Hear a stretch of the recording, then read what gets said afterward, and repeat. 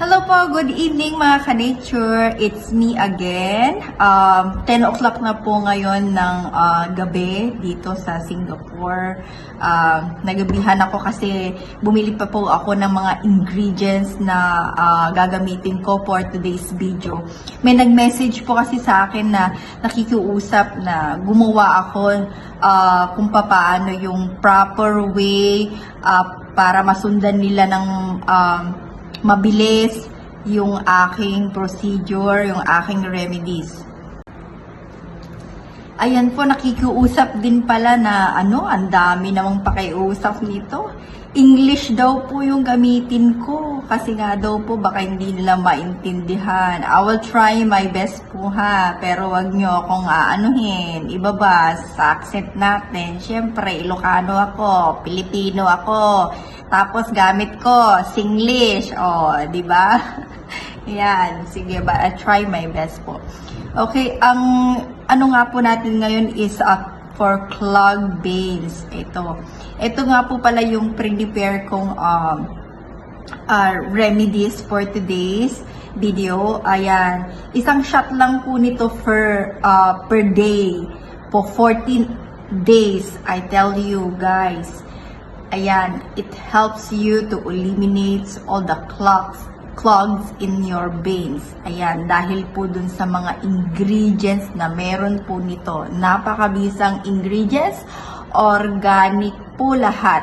Ayan, at saka pwede po nating makita dito sa ating kusina at pwede nating mabili sa ating mga designated supermarket. Ayan, madali lang po nilang Excited na po ba kayong malaman ko ano po yon?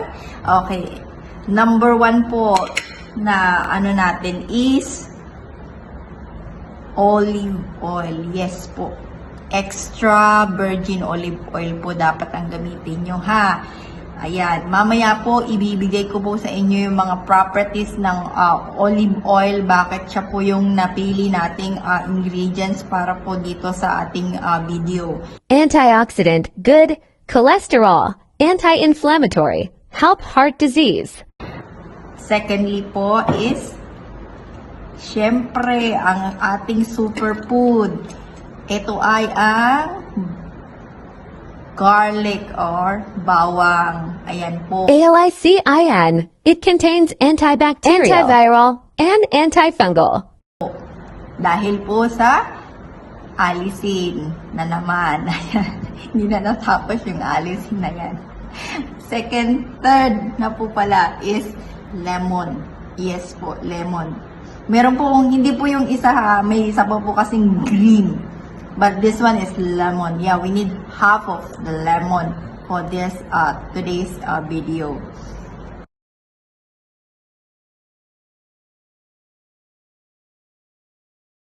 One more is cayenne powder. Yan po, cayenne powder po. Cayenne pepper powder.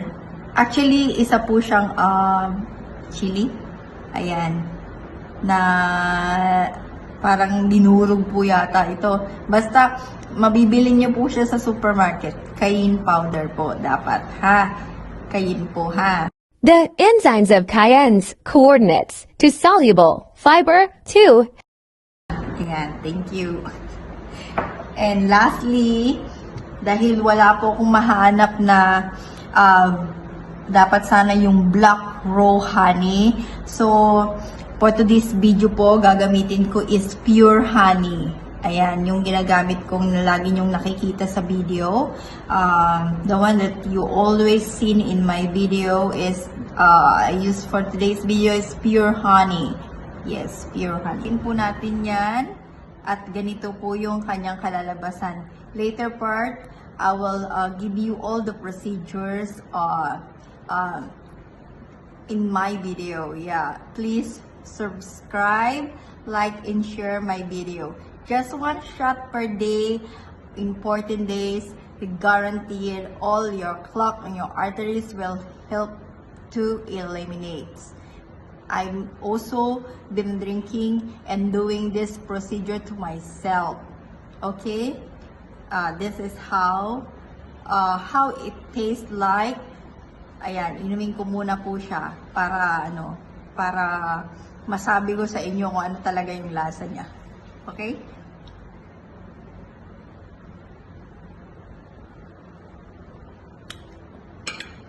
Wow! How it tastes like? It's spicy. And also the cayenne powder is also spicy. And because of the lemon's a bit sour, and it gives you the sweetness of a bit of honey. And the virgin coconut oils, it helps you to easily, drink it. When you drink it, it's easily swallow it because of the virgin coconut oil.